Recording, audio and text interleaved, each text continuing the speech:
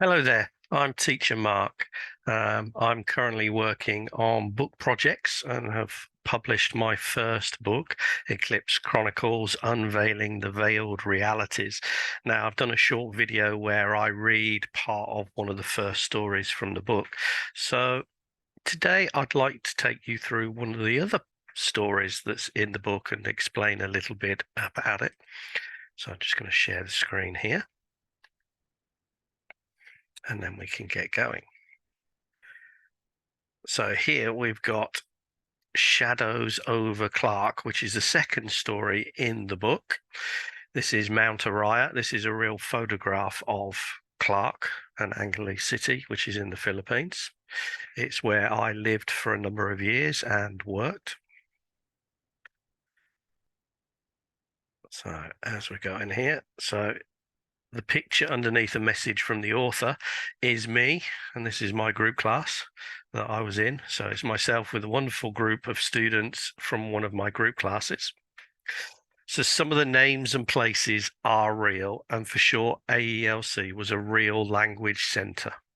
I did meet CC, Crazy Craig Williams is his real name, there. Yes, he is an ex-paratrooper. I myself only did a short stint with 118 Recovery REME Reserve Unit, so I was only a short-time reservist, whereas Craig was full-time military until he was injured. John Cha, he was our CEO, as well as his wife, Grace. She was also part of the team. They were our bosses. While there are some amazing true stories written about mine and Craig's time in the Philippines, this is a complete work of fiction and should be treated as such. I would also highly recommend visiting the Philippines. It's a fantastic place, well worth spending time there. Clark New City is just going to be the next Hong Kong. It's really trendy.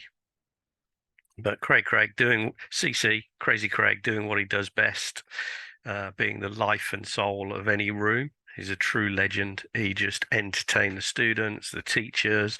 When we were stressed, working hard, he was the one that picked us up. But he was very good at what he did. He was mostly a listening English teacher. There's me and Craig. Now, we'd just done fundraising because sadly, one of our teacher friends, co-workers, Jeff, who's in the top right here, he'd become very sick and he hadn't got insurance, so he hadn't got money for his healthcare. So we fundraised, got him treatment, got him flown back to the US where he's from. He was Native American, but sadly he's no longer with us. He's passed away. And then on the right side, the book wouldn't have been possible without people like Craig and my family. So we have Chi in the sort of purpley pink dress. That's my wife. And she's holding our first daughter, Bianca. Then there's me. Next to me, there is Ted. And next to Ted is John Cha. So he was a Korean American.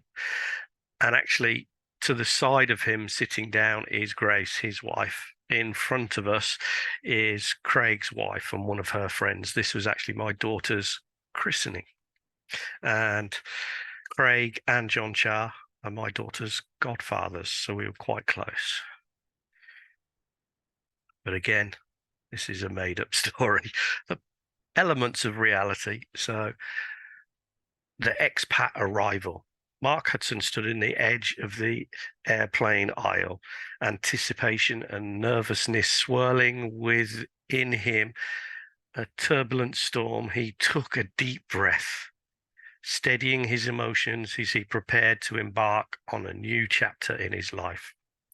The decision to leave behind the family and venture into the unknown was not an easy one, but he knew it was necessary. A fresh start in a distant land was what he needed, away from the memories that haunted him in the UK. As the plane touched down on the sun-kissed shores of the Philippines, Mark felt a mixture of excitement and apprehension. Clark, Central Luzon, greeted him with a blend of familiarity and foreignness. It was a place where history and modernity collided with remnants of its military past still evident. The American influence lingered evident in the English language schools scattered around the area. There's actually 12 language schools in the area, though a lot of them have gone or changed. One particular institution caught Mark's attention, the American English Learning Center, or AELC, as it was familiarly known with. As it was commonly known, he had heard about this language school through a friend, which was actually Craig and one of his friends, Dale, who had praised its friendly atmosphere and welcoming staff. Seeking a sanctuary where he could rebuild his life, Mark decided to seek a teaching position at AELC. Upon arrival at the language center, Mark was greeted by a warm smile from the school receptionist.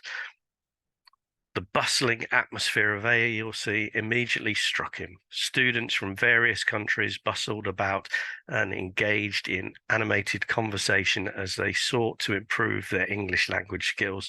For Mark, it was a promising sight. He had always enjoyed teaching, and this environment seemed like the perfect opportunity for a fresh start.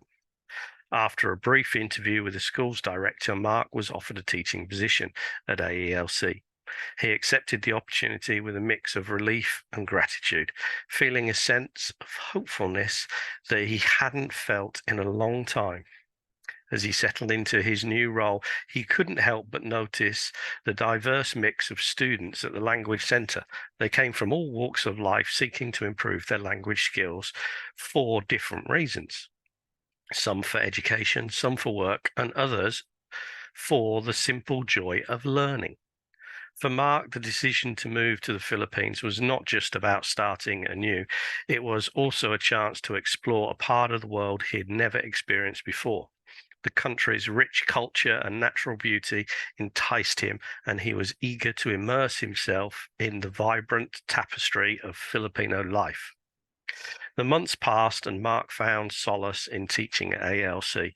The genuine connections he formed with his students gave him a sense of purpose and fulfillment.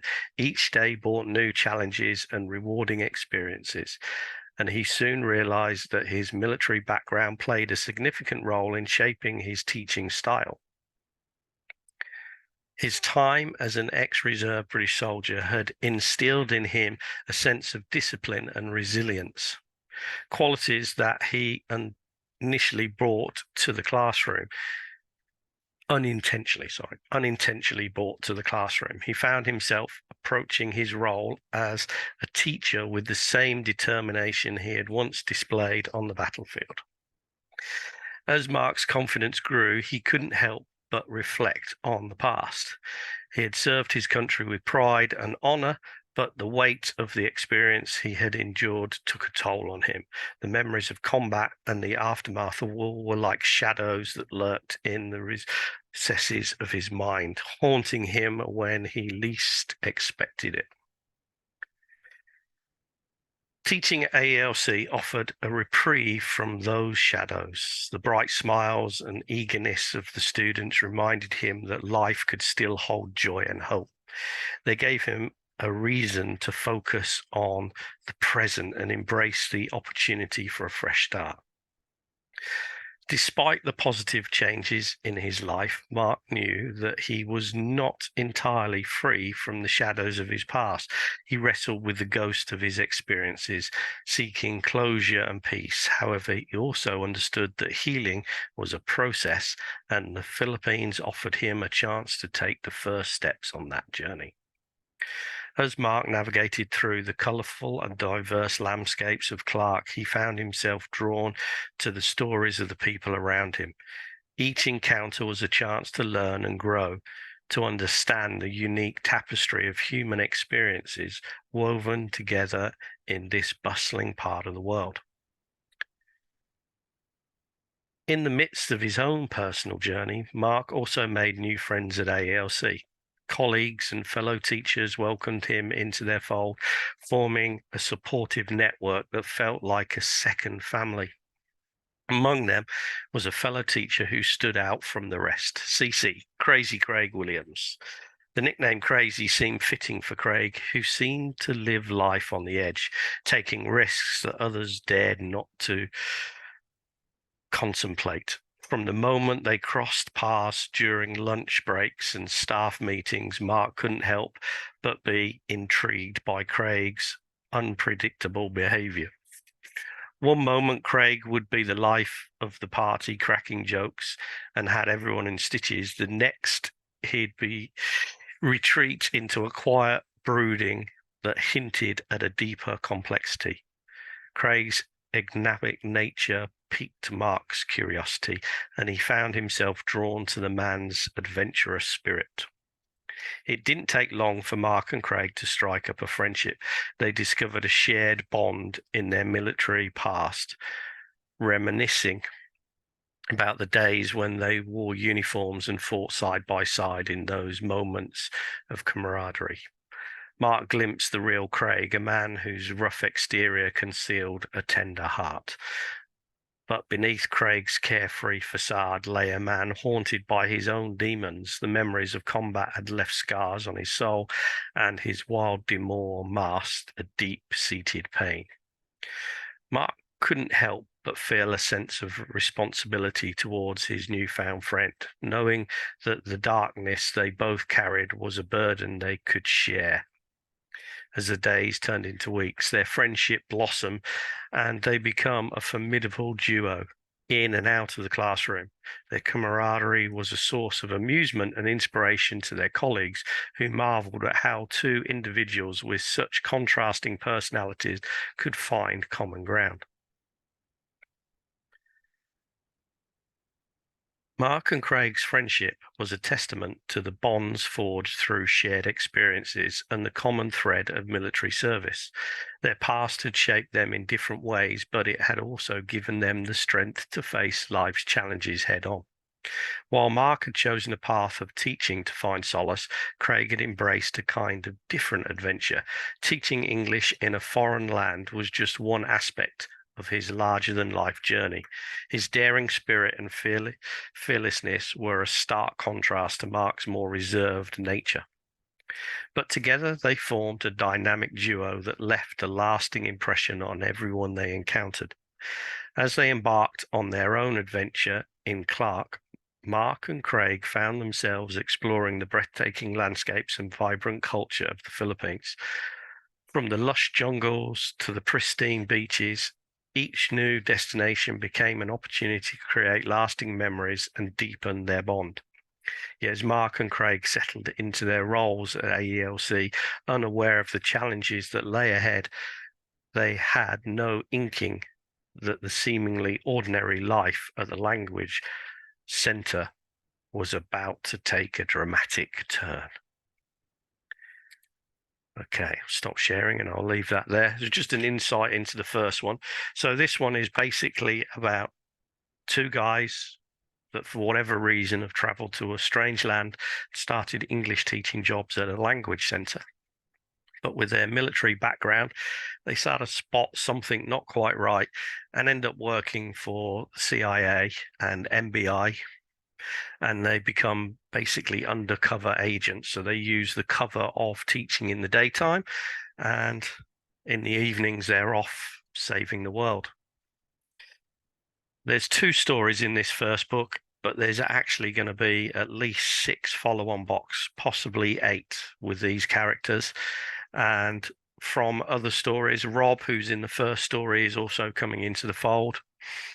And we'll start to meet some other people. The second book that's due to be released soon, 4 Roads to Success, has a character called Joe, who's a car salesman that goes on a road trip. He's friends with Mark, and he's going to end up coming over and bungling a few operations and kind of a comedy sidekick. So there's going to be a lot more adventures to come, a lot more stories. So I hope you go out, buy my book. I'm going to put a link to the book and my website now, so any new books that come out will be put on the website. And if you've got any questions, there's contact information there and you can get in touch with me. And hopefully soon we'll have some signed copies as well, and also maybe an audio book. Maybe not in my reading. I've got a bad nose and a sore throat at the minute, so I wasn't reading the best, but I hope you enjoyed that. Thank you for joining me today. See you soon. Bye-bye.